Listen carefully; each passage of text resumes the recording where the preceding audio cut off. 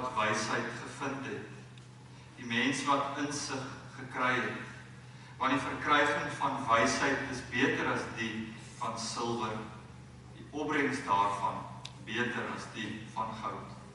Geliefdes, genade, barmhartigheid en vrede vir julle van God die Vader en Christus Jesus, ons Verlosser. Amen. Dat die Here ons raak opnuut bewus van die voorreg om as gemeenskap van gelowiges hier in die oomblik by mekaar te kan wees. Dankie Here dat ons ook voor hierdie oomblik staan uit skriflesing te hoor, maar ook verder waar ons gaan uitleef en doen, Here. Besef ons oorkoepelend tot dit alles is wysheid nodig. Nie menslike wysheid nie, Here, maar U deur die Gees wat in ons harte werk. En daarom kom ons nie in menslike bravade nie, maar in nederigheid, want ons weet wie ons is. Mense wat wysheid skort. Mense, Here, wat voor U laag buig en in genade vra dat U ons sal wys. Mense wat weet ons het nie wysheid in pag nie. Dat ons weet dit begin met die dien van U, o Here. Daarom raak ons stil. Stil, Here, waar ons gedagtes dalk besig was in 'n week wat verby is. Besig is met alles wat nog moet gebeur in die week wat kom. Help ons, Here, om teenwoordig te wees. Help ons, Here, om te luister. Dankie vir die goedheid. Dankie, Here, vir 'n oomblik soos hierdie. In Christus naam het ons dit. Amen. Geliefdes, ons skriflesing vanoggend kom uit die Ou Testament, uit 1 Samuel 25, vanaf verse 23 tot 35, in my Bybel, die Ou Testament op bladsy 317, die 83 vertaling. Ons is tans besig in die Bybelstudie waar ons kyk na die vroue van die Bybel. Wat ons nou vandag na kyk is nie deel van die Bybelstudie nie, maar sienende dat ons in daardie pas is vandag vir ons ook geleer dat ons daarna sal kyk. 1 Samuel 25 verse 23 tot met verse 35. Ek hou vir voor. Toe Abigail vir Dawid sien, het sy gou van die donkie afgespring en vir Dawid eerbiedig gegroet. Sy het diep gebuig voor hom en gesê, verskoon tog die onreg, meneer, mag ek vertroulik met u praat? Luister tog na my woorde, meneer moet hom tog nie steur aan hierdie verkeerde mens, aan Nabal nie, want hy is net soos sy naam. Sy naam beteken dwaas en dwaas is hy. Maar ek het nie die manne van meneer vir wie meneer gestuur het gesien nie. Meneer, so seker as die Here leef en so seker as wat u self leef, dit is die Here wat gekeer het dat u bloed vergiet en die reg in die eie hande neem. Mag dit met u vyande gaan soos met Nabal, soos dit met Nabal sal gaan en met almal wat die ondergang soek. Neem tog nou hierdie blyk van goeie wense wat ek vir meneer gebring het en laat dit gegee word aan die manne wat altyd vir meneer volg. Vergewe tog my oortreding, want die Here sal beslis vir u 'n bestendige huis besorg, omdat meneer die oorlog oor die oorlog van die Here voer en mag 'n ramp u nooit tref nie. En sou daar iemand opstaan om u te agtervolg en u te probeer doodmaak, mag die lewe van meneer dan by die Here u God veilig wees, saam met al die lewendes. Maar mag die lewe van die vyande weggeslinger word, soos 'n klip uit 'n slingervel, wanneer die Here al die goeie dinge wat hy oor u gesê het, om neervolbring het, en hy u as regeerder van Israel aangestel het, mag hierdie voorval dan nie vir u tot kwelling en gewetenswroeging wees, omdat u onskuldige bloed vergiet het, deur die reg in eie hande te neem nie. En wanneer die Here aan meneer goed gedoen het, mag u dan my in gedagte ook hou. Dawid het vir Abigail gesê, geloof sy die Here, die God van Israel, wat jou vandag gestuur het om my te ontmoet.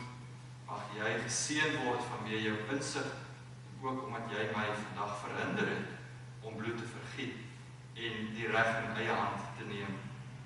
Maar, so seker as die Here die God van Israel leef, hy wat my gekeer het om jou kwaad aan te doen, as jy my nie gou tegemoet gekom het nie, sou daar beslis geen enkele manspersoon van Nabal tot die môrelig oorgebly het. Daarna het Dawid die goed wat sy gebring het aanvaar en vir haar gesê, wees gerus en gaan maar huis toe. Kyk, ek het jou versoek gehoor en ek staan dit toe. Geliefdes, tot sover ons skriflesing vanoggend. Dis die woord van die Here, gras verdor, blomme verwelk, maar die woord van die Here bly ewig staan. Amen.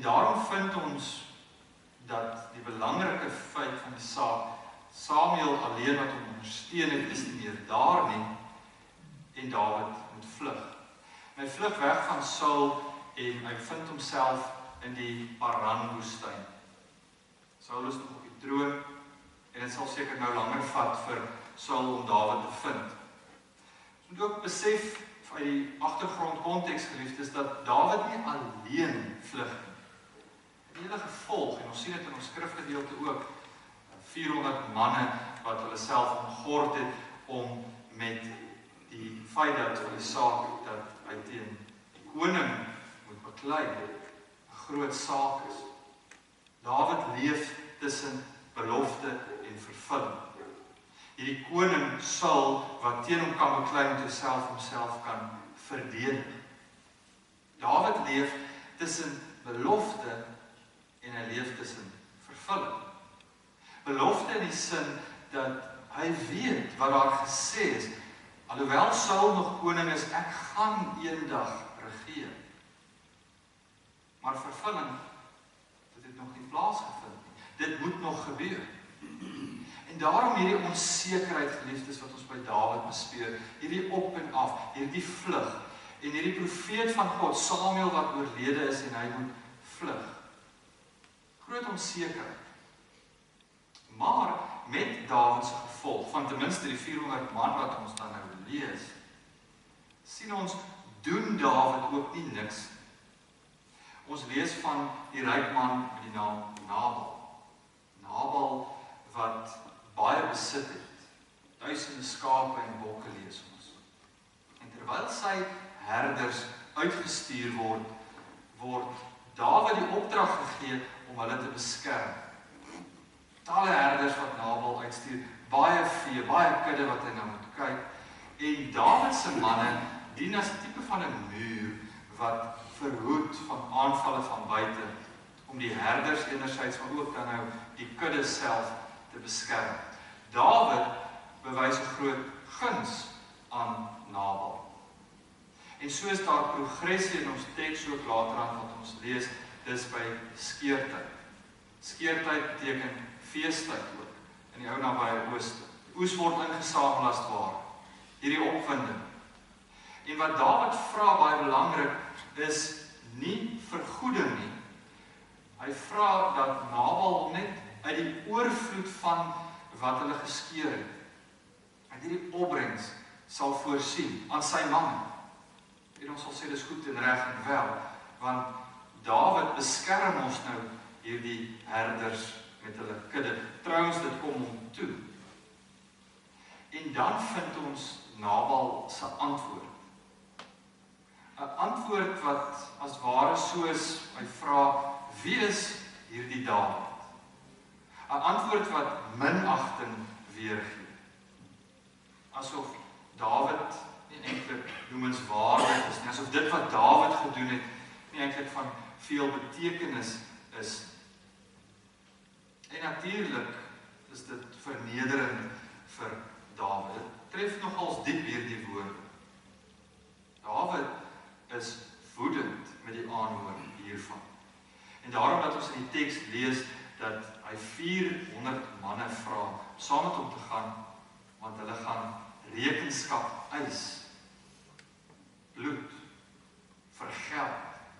Dit is wat in die hart van Dawid op hierdie stadium is. Van, ek is sterk genoeg om te beskerm, maar hierdie persoon erken my nie, eer my nie vir dit wat ek doen. En daarom hierdie sterk reaksie van Dawid. En dit is dan wat ons begin lees van die vrou van Nabal. Interessant. Een wat wysheid het, Abigail, wat op die toneel verskyn. Geliefdes, weer eens, baie belangrik. As ons vir Dawid op hierdie stadium ontmoet in die teks, is hy nie die groot koning van Israel. Dawid is onseker. Dawid die vlugteling. Dawid wat moet vlug as gewone profeet nou sou sterf. En wat ons sien, as ons so 'n sielkundige evaluering van wat nou sou doen, is 'n man onder druk. Is 'n man wat moeg is. Kyk, 'n man wat teleurgesteld is 'n man wat jare se vervolging met hom saamdra, in spanning leef van die beloftes van die Here wat nie realiseer. Vra. Is 'n man wat kwesbaar is, kan ons sê. En ons dink, geliefdes, die grootste gevaar in die geloof in die algemeen is in daardie tye van openlike sonde of rebellie, waar die mens tot 'n val kom. Maar eintlik die groter gevaar is waar die mens moeg raak, gefrustreerd raak, waar die mens teleurgesteld raak in dit wat gebeur. En dan besluite neem wat nie in lyn met die geloof is. Dan dalk besluite neem wat later bitterlik berou word. Dis hier wat ons vir Dawid eintlik ontmoet. As ons kyk na die persoon van Nabal, dan gee sy naam vir ons alreeds eintlik antwoord. Uit Hebreëus beteken Nabal die onverstandige. 1 Samuel 25 vers 3 word hy soos volg beskryf. Ek het dit amper nie gedink dat die beskrywing is in die Bybel, want dit is so 'n informele woord. Maar daar staan oor Nabal, die man was regte korrelkop en onbeskof. Om net vir jy weer te gee wie hierdie Nabal was. Sy eie vrou sê dit van hom nog op die koop toe. Maar geliefdes, nie in daardie opsig net iemand wat nie wysheid gehad het nie. Nabal se naam beteken veel meer as iemand wat onverstandig voor die Here geleef het. Baie soos Psalm 14 vers 1 dit sou sê, die dwaas sê in sy hart, daar is geen God nie. Dis eintlik wat Nabal na verwys, die naam in Hebreëus. Dis nie net onverstandig, wil nie luister nie, maar dit is iemand wat nie regtig leef asof God daar is. Asof God geen inspraak in sy lewe het. Hy leef sonder eerbied vir God, maar kan ons ook baie duidelik agterkom, ook nie regtig verantwoordelik teenoor sy naaste. Wat hierdie Nabal tekort kom, is nie geld. Ons sien hy baie daarvan. Wat hom tekort kom, is wysheid, is insig. Dit is wie hierdie Nabal is. En geliefdes, toe hy met sy beledigende antwoorde by Dawid kom, of so stuur hy maar met mense, hy sê dit nie self vir Dawid nie, kan jou indink, dat iets in hierdie vlugteling Dawid, hierdie moeman, breek. Iets wat diep sny.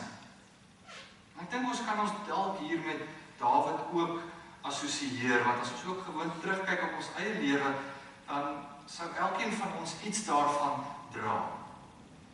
Jy doen regtig goed vir iemand. Jy wil iets goeds doen. Maar die antwoord wat jy terugkry, is nie dankbaarheid. Jy het geen agenda noodwendig daarin gehad nie. Jy het reg probeer optree en jy word beantwoord met verkeerde behandeling. Of jy gee van jouself en dit word met minagting of selfs agterdog word dit mee beheer. Ek dink dit is iets van ons menslike toestand, want dit suggereer iets van ongeregtigheid. En juis omdat hierdie onreg so werklik is, wil die mens sê, maar die woede is geregverdig. In gesprekke waar jy met iemand is wat dalk dieselfde sal sê, ek verstaan hoe jy voel. En hoe jy optree is geregverdig. Die klas van dinge gebeur gewoonlik by mense werkplek. Geliefdes, dis belangrik egter vir ons om raak te sien.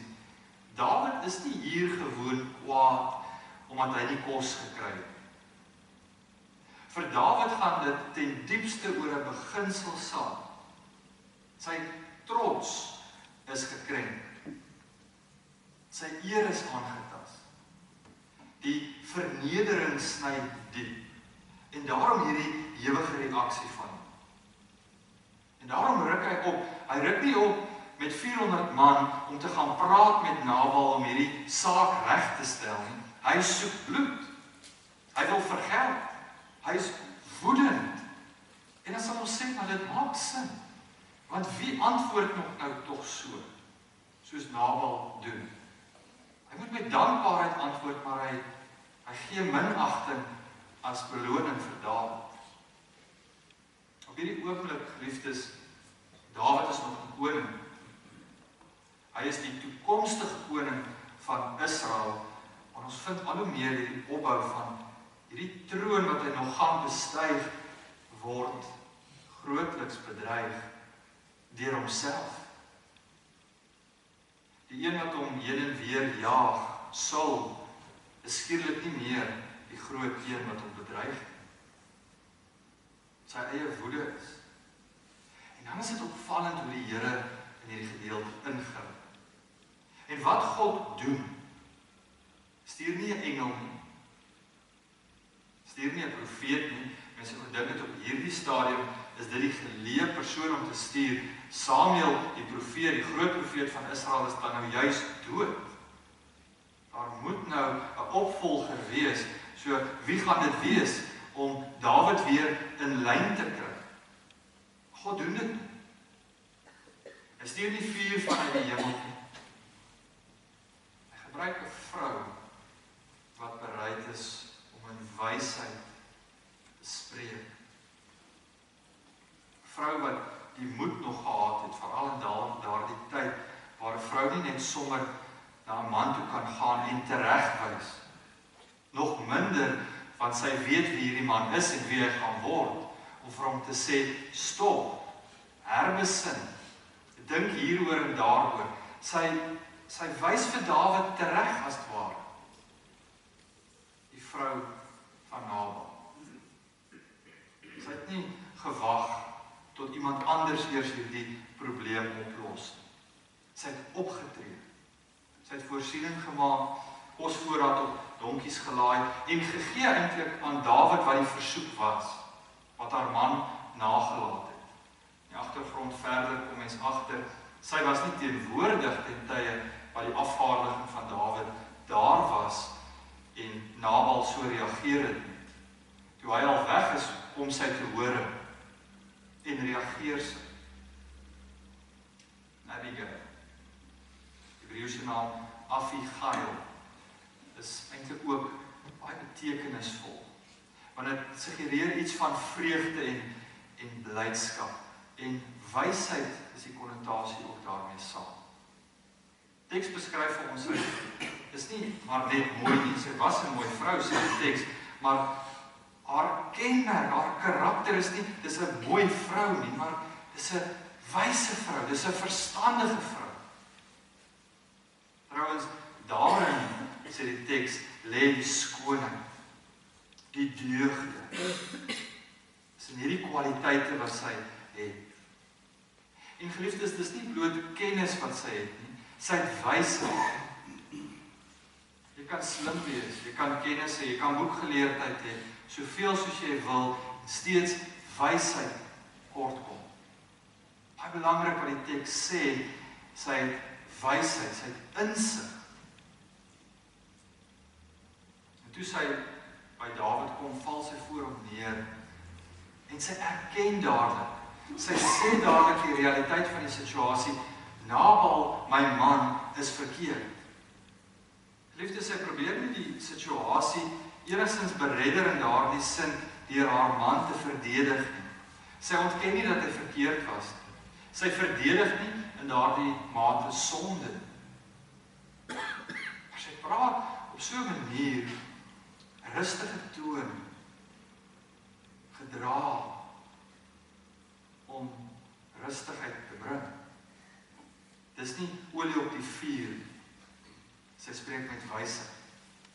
En ten diepste die inhoud van wat sy sê is 'n herinnering vir Dawid wie en wat hy is. Vir hierdie moe koning wat nou al moet vlug, of aanstaande koning, hy is dit nog nie. Herinner sy hom weer van sy roeping, van sy op pad wees. Sy sê vir hom, God gaan jou koning maak. Hy gaan vir jou 'n bestendige huis gee, lees ons. En dan nou die vraag, waarom jou hand met onskuldige bloed bevlek? Waarom vandag iets doen waar jy môre oor spyt gaan wees, Dawid? As koning waar mense gaan sê, goeie koning, goed en wel, maar dit het hy gedoen in oploop tot sy koningskap.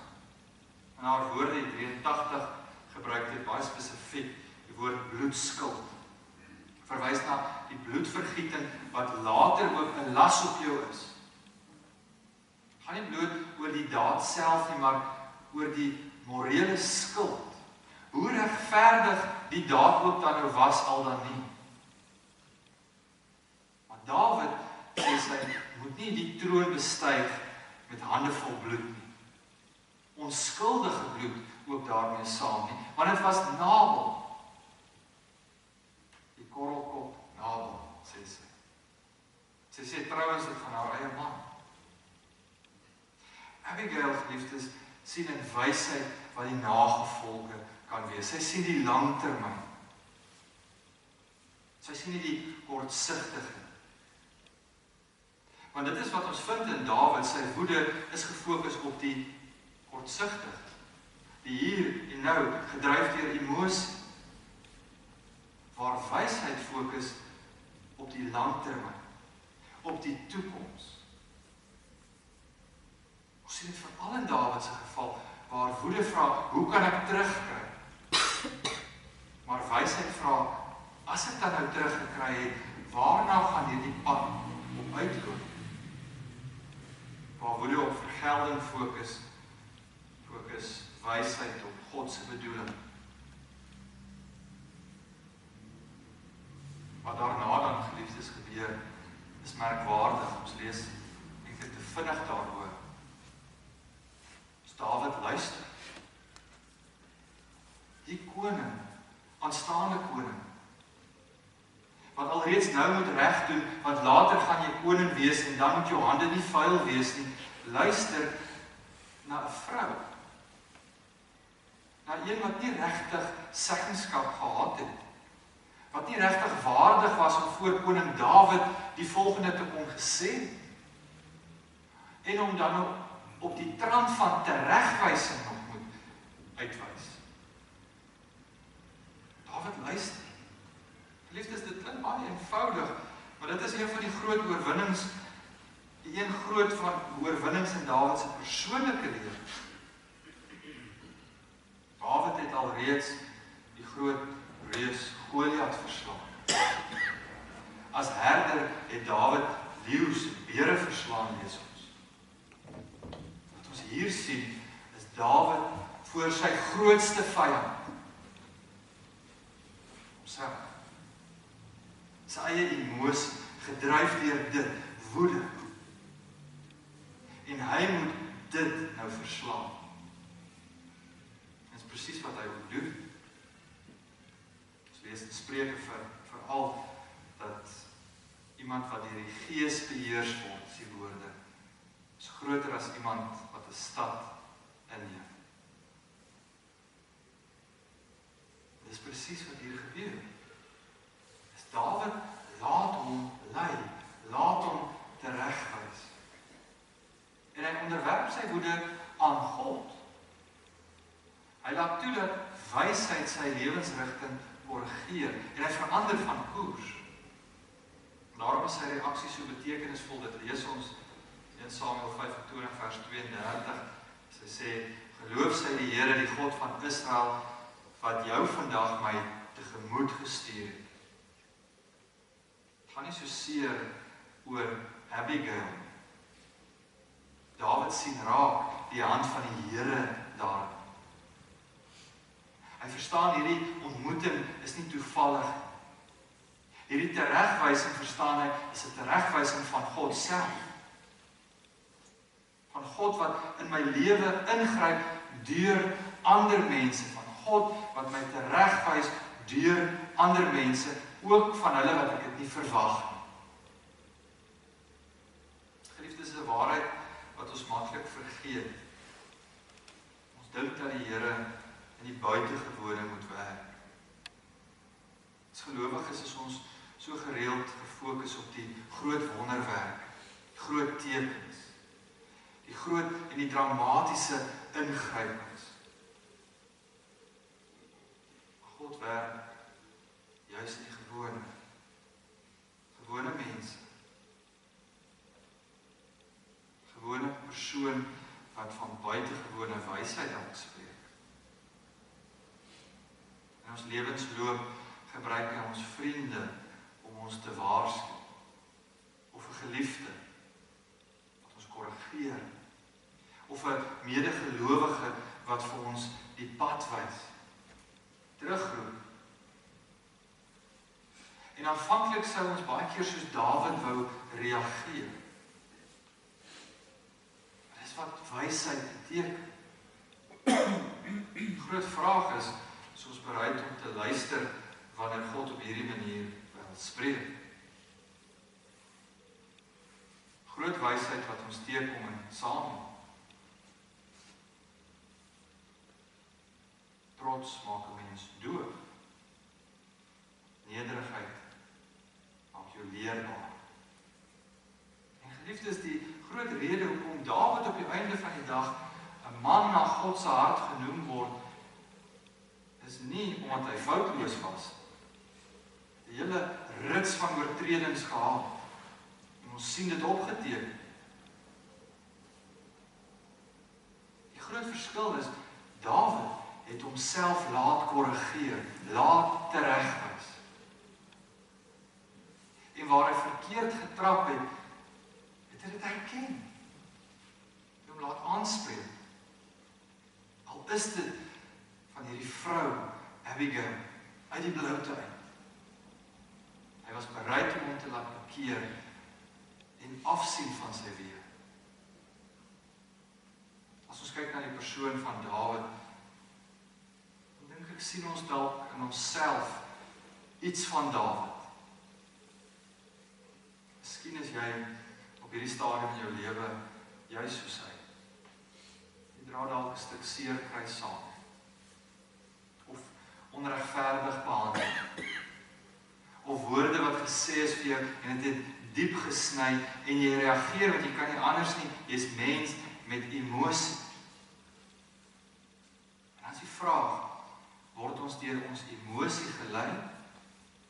En waar lei daai emosie heen?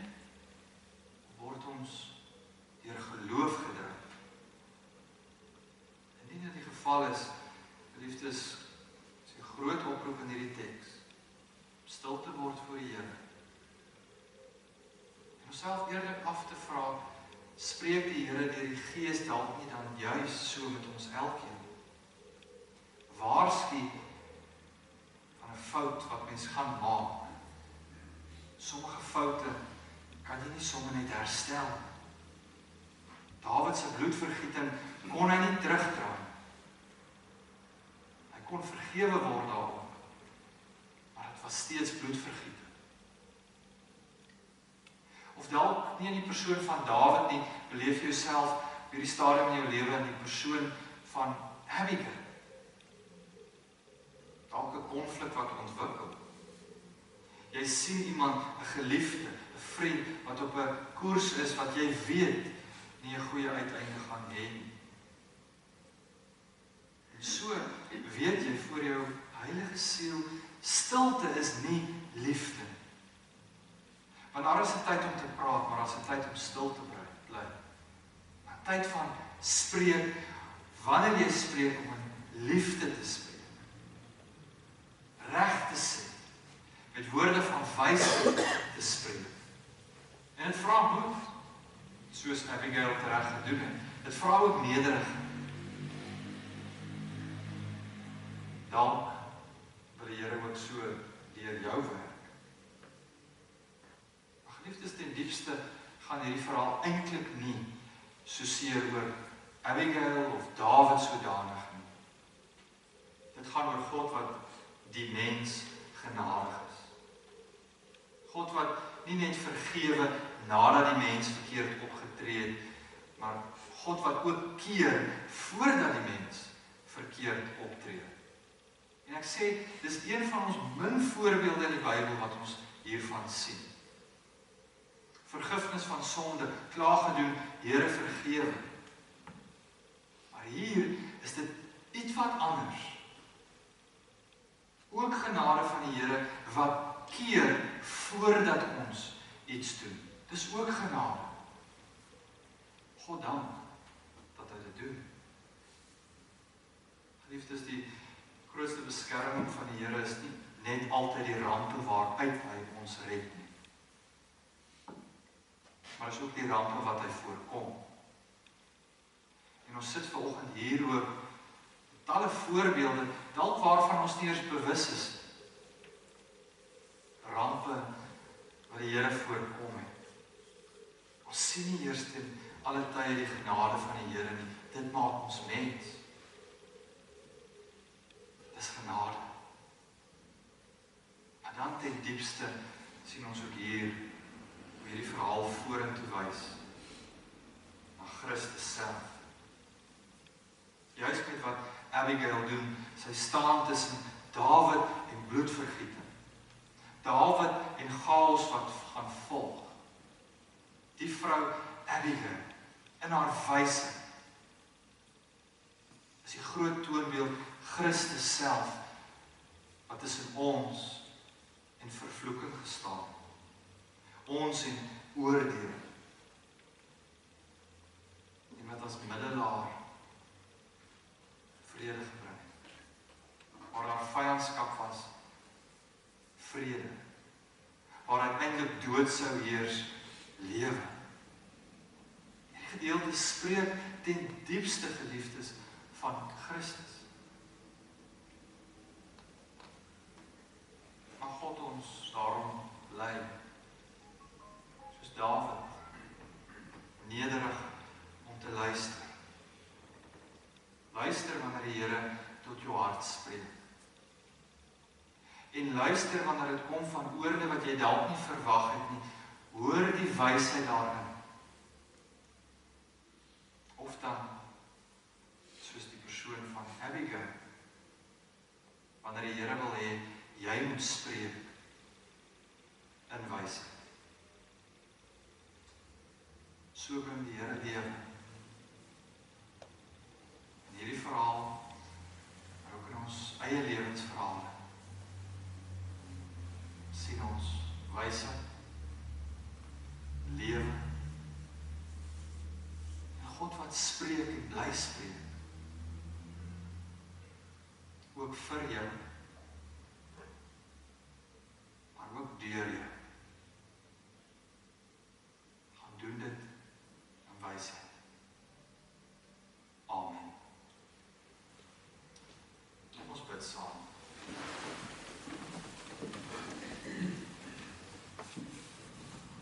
Die Here, ons raak stil voor U, ons uit hierdie verhaal, wysheid van 'n vrou, Here, in die Bybelse tyd kom, die verhaal ons eie maak, dat ons lees in onsself, 'n Dawid wat reageer op baie dinge langs ons lewensweg wat gebeur. Help ons, Here, dat ons onsself laat korrigeer, herbesin. Dankie, Here, dat die mense ook stuur, mense wat ons dalk nie verwag nie. Help ons, Here, waar as ons daar die mens is, dat ons sal spreek woorde van wysheid. En ten diepste, dat ons U, o Here Jesus Christus, hierin lees.